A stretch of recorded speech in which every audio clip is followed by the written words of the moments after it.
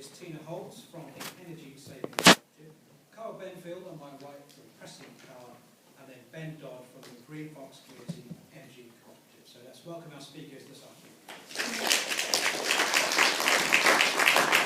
And it's also being streamed live thanks to our friends at Citizens Eye Journalism. And we're discussing the proposals for the government's energy bill. That's basically a plan for the future for secure and affordable energy supplies.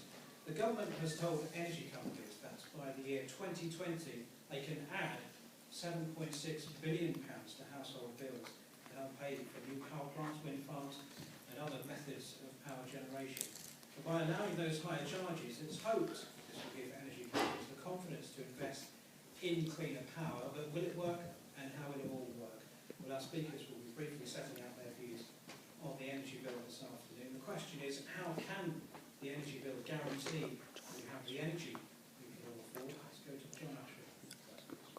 Well, thank you very much, and it's great that everyone here is here to celebrate and be part of this important festival at the Montfort. You asked me a very direct question, and I'll give you a very direct answer. No, it won't work. And the reason is, despite the government's rhetoric of wanting to be the greenest government ever, they're refusing to put a decarbonisation target in the bill. Some of you will know that there is an amendment that's been put down to the bill from a Conservative MP. Some of you have probably been in touch with me about that amendment if you are lucky enough to live in the Leicester South bit of Leicester.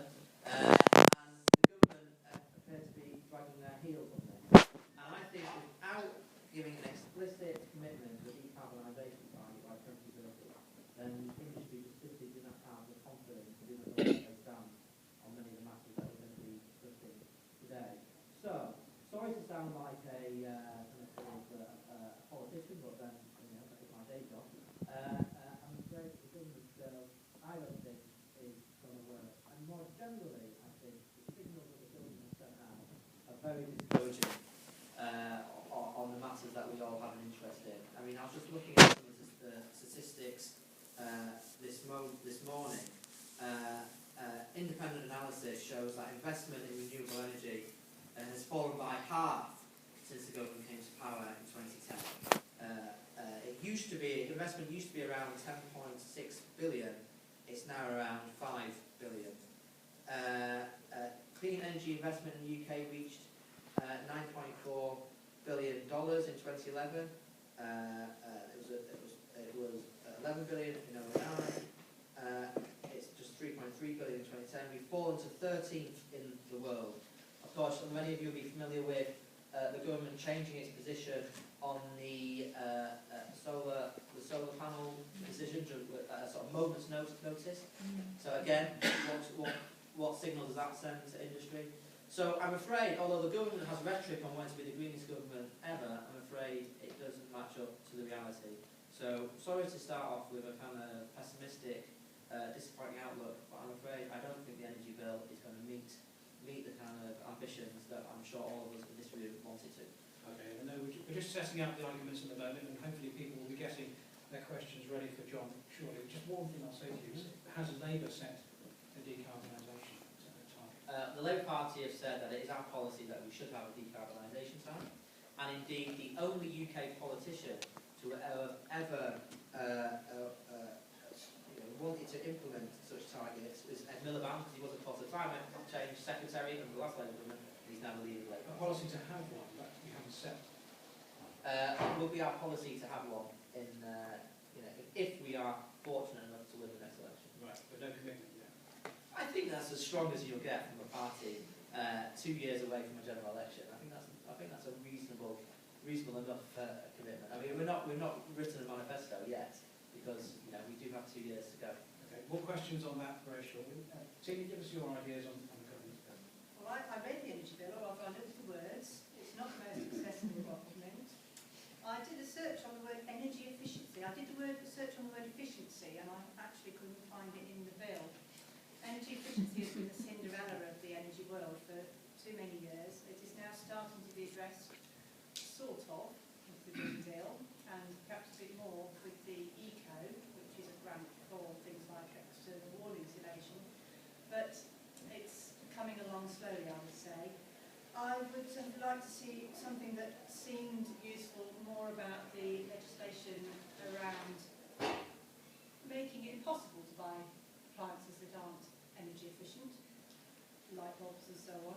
I would like to see more incentives and financial help to really radically reduce energy demand. There's no thought about behavioural change that can reduce energy demand in the home, for a start, by a third in some cases. That's still energy that we don't even need to be using. And also, with the grants and the loans that are being provided, sometimes one part of government is blocking what's happening, while another part of government is trying to make it happen. Solid wall insulation is a good example when you need to put external wall insulation on some houses.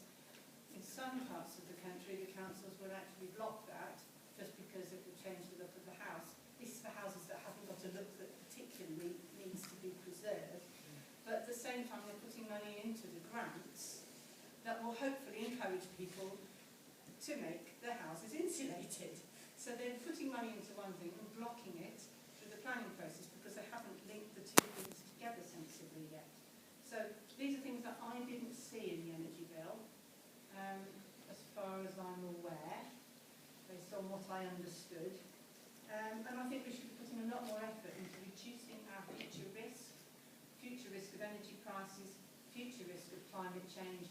We're looking at the picture now, but we're not really protecting ourselves from what's going to happen in the future. Too much, I think, talk on gas, shale gas and oil. We're not really solving the problems today and in the future. We're only trying to scrabble around and do the bare minimum to keep ourselves going today. Thank you very much. And just a couple of words to look on the energy saving. The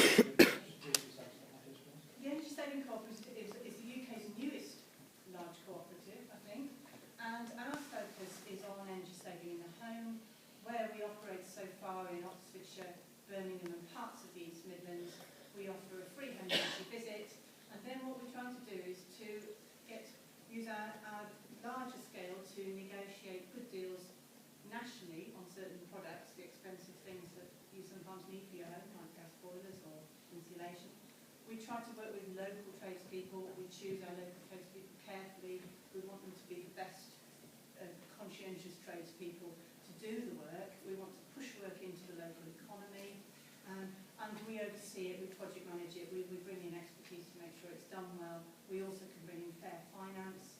We are Green Deal providers, or at least we will be, but we don't really see the Green Deal as the right option for the majority, probably. Okay, great. Thank you very much. Right, over to my right now, let's speak to Carl Benfield from Prescient Power. Carl, if you could just start by saying what Prescient Power is. Prescient Power is an employee-owned renewable energy company. We're based in Ashton Gillespie. Great. So your views on what you know of the government's energy bill? Well, I have four key areas I'd like to speak about. Firstly is the premise of the question we've been asked about today. Second is the content of the bill. And fourthly and finally, perhaps a different way of looking at things. First of all, the premise of the question we have, which is energy can we all afford? The split into two parts. Firstly, based on cost, I would argue that the energy bill should not necessarily be addressing and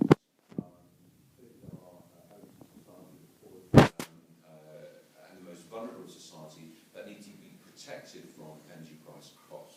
But I would argue that that's possibly not something to be included in a legislative bill and act, but more to be covered in policy. But the second part of the fourth is on the environment. Can we environmentally afford not to take action on energy?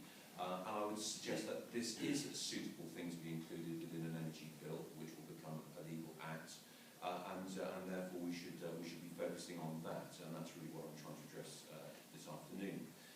So, secondly, onto the content of the bill. I would agree with Tina very much that if this is an overarching bill, which I think from the density of the document it is clearly trying to be an overarching bill, it should absolutely include energy efficiency. That combined with rising costs should really be looking to make us a lot less profligate with the energy that we use. talks within the Energy Bill about the contract for difference, which is a long-term contract for suppliers to encourage them to invest in low-carbon energy. But I would argue, and I'll make this point later as well, that is language and an instrument for large companies. We're talking about the big six, we're talking about large investors. We're not talking about smaller generators and companies. The Energy Bill also talks purely in terms of electricity and gas, and we've been led a little bit down the garden path as a nation on this. The Ofgem deals with electricity and gas, and I was speaking to Ofgem recently, and I said, what about the rest of heat generation? And they agreed that perhaps should be something that should come underneath their remit, because we don't just generate heat from gas, we generate it from a lot of other fossil fuels also. And there is very, very little in this bill that heat generation. This is not surprising when 70% of our total energy is non-energy. Again, what's important to note is that there are no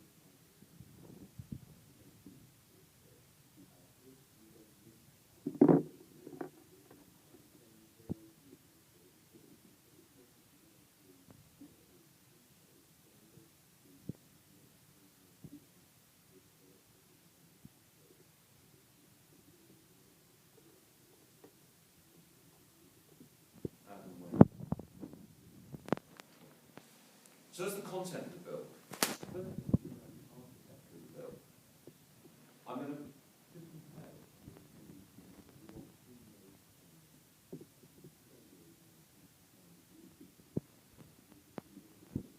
Health and Safety at Work Act. Bear in mind that the Health and Safety at Work Act has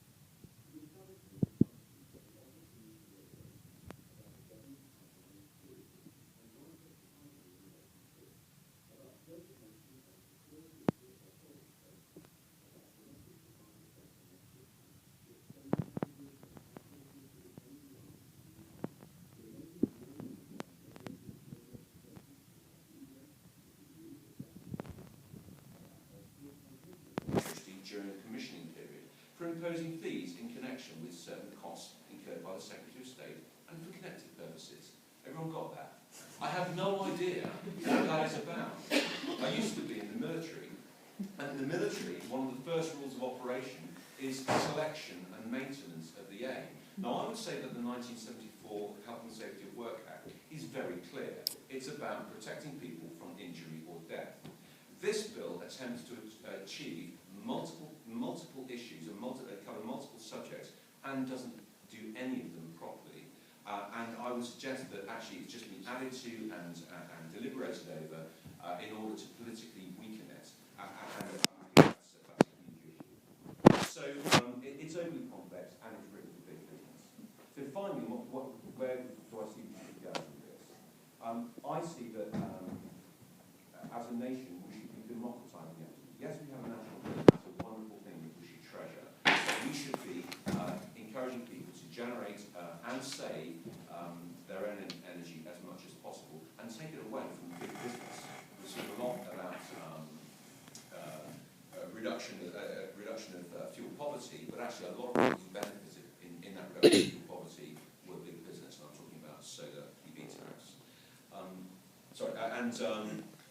we should be looking at localised generation of energy, and that especially includes heat. And we should also, I think, be removing energy from the political sphere and moving it to a more autonomous organisation. Now that's a pretty radical step, but don't let us forget that we have the Bank of England Monetary Policy Committee, who basically govern the interest rate of the entire nation. Why have we got that to secure the future of our finances when energy, which I would argue is equally important, is still in the hands of the politicians? Okay, thank you very much. So a call for more simplicity there. So let's get some direct questions to Carl in the next couple of minutes. So Ben Dodd for me, Green Fox Community Energy Cooperative. You want to briefly set out your points. I think you wanted to understand the question. A few slides. The energy bill is so dry, I had to have some slides, but the idea of PowerPoint together with the energy bill may be catastrophic, but we'll see. I've only got 10 slides. So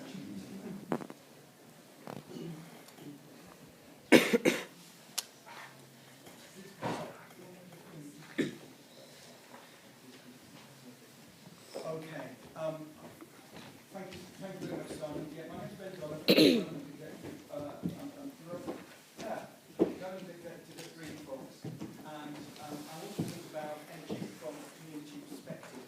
Certainly the energy bill from a community perspective. The lovely thing about Green Fox Cooperative, we were established this time last year in this room. A group of us came together through Transition Leicester, and we set up this cooperative. And we registered with the Financial Services Authority, and we are set up to promote renewable energy projects, generate community-owned renewable energy, and that's really the key. And we also got support from DEC in the setting up of Green Fox. So how does community energy ownership work? First of all, identifying a project. This is obviously from any of the renewable energy, PV, biomass, hydro or wind. And then setting up a cooperative involving the local community, ensuring it is embedded in the local community. Develop the project in community engagement, planning, feasibility. Raise the money to install your renewable energy, whatever it is. And you get this through a public share document. So you go out to the general public and you say, okay guys, we want you to own it, you have to pay for it up front, and we will then give you a return on that capital over usually about a 20-year period. And that may be anything from 4 to around 10% return on your investment. So therefore the members of the community become the investors, then they also actually become the cooperative members. And I just wanted to get that straight with everybody before I then go on and how that relates to the energy bill. Okay. So, sorry, a bit of background stuff, but it's useful. So the benefits. Now, most of you in this room will know the benefits of community ownership. Obviously, we will have the capital raised through the public. So there's some financial benefits. They're kept in the local community, whereas the big six, as Carl was mentioning, take all the profits away. In a community cooperative, also the benefits are kept within the local community from a financial, social and environmental angle. Renewable energy systems are desired rather than imposed, so there's a planning issue. So for instance, if you're going to do a large installation, it helps getting through planning permission if everybody is behind you from a local perspective. Okay. So moving on quickly. Now the government have been really supportive in saying, look, I've given you the Ed Davis, Secretary of State for Energy and Climate Change, supporting community energy. And even in the coalition agreement, it states agreement. However, what's being said and what is being done are two different things, as is often the case. And the proposed energy bill could potentially have a detrimental effect to community energy and really damage the grassroots that are coming through at the moment. So Cooperatives UK have commissioned Cornwall Energy to look at the bill, and thank goodness they did, because my job would be much harder if they didn't. So some of the things I'm going to show you now are from their report, their impact assessment, and how it affects community energy. So two areas where it affects community energy. First, the carbon price support, which you can have a read of, and that is fine. And that's a levy on fossil fuels. And it therefore increases the cost of fossil fuels, which is great in some respect and will have a benefit for renewable energy systems or cooperatives like ours. The second thing is a more complicated thing that was being touched on by previous speakers, which is the contract for difference feed-in tariff. So at the moment you have a feed-in tariff, so you get paid for the extra electricity that you are generating. Here you will then sell your electricity and at the market rate, but you will get a top-up because you've generated that electricity through a less carbon-intensive technology. Now, if you think it's complicated, it gets slightly worse. The other thing to mention there, the renewable obligation is actually going to go. So that will actually that will affect us as well. So how does the contracts for difference fits work? And this is where I'm going to get you to do your work. I want you to read that slide, and I'll just give you a couple of minutes to read the slide.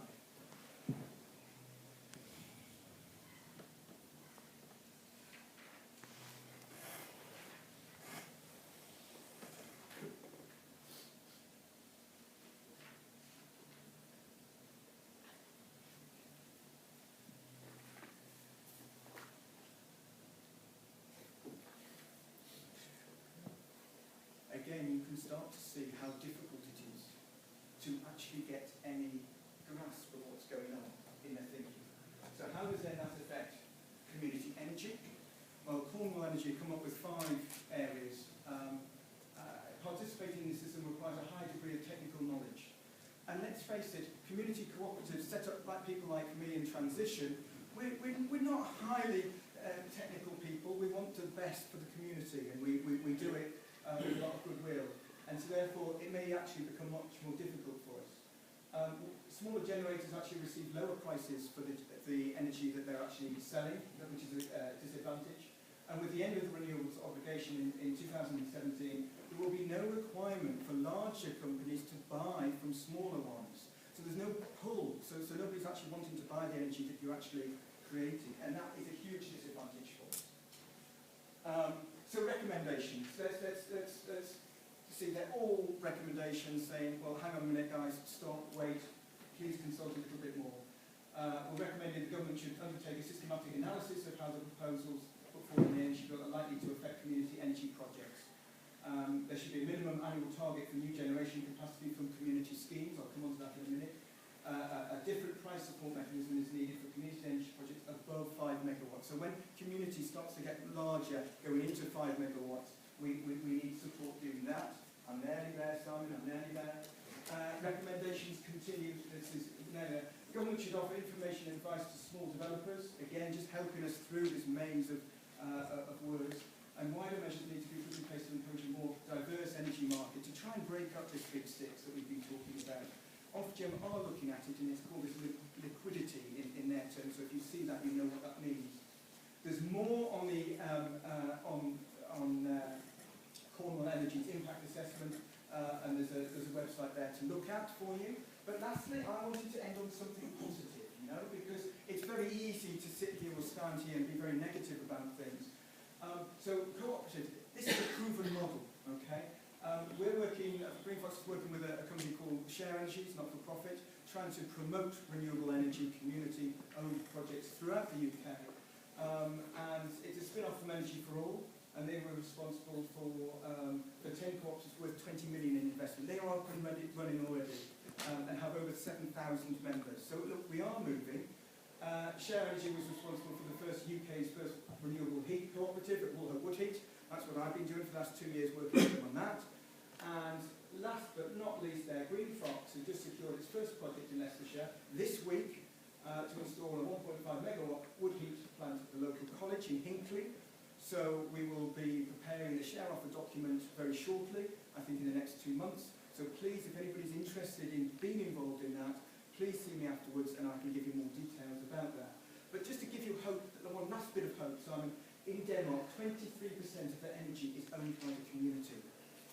How far behind are we? But we can catch up. Thank you. Thank you very much. So the panellists have set out their thoughts on the energy bill and also they stand in this. There's a bit of a theme developing. It seems to be a very complex document. I suppose it has to be by its very nature because it's a big topic, because we're talking about years into the future and how this country is going to be powered. But perhaps there's a plea for more simplicity. So let's get some very direct, specific questions to the panel, and let's see some hands. Who'd like to put a point